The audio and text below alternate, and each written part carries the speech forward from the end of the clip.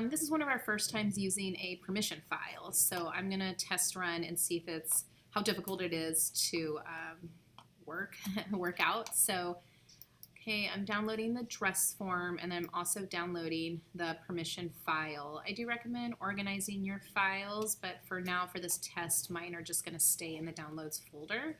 I'm going to go over to CLO3D. I'm going to say File. I'm going to add Avatar.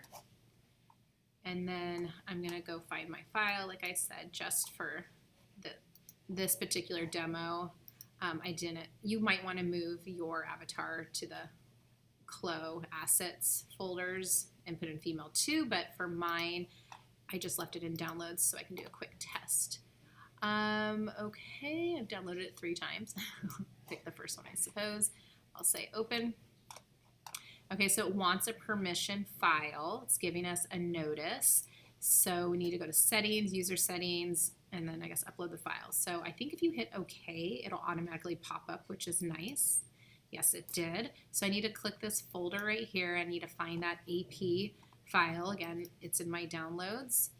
I'll go ahead and click it. I downloaded it 3 times. You probably only downloaded it once.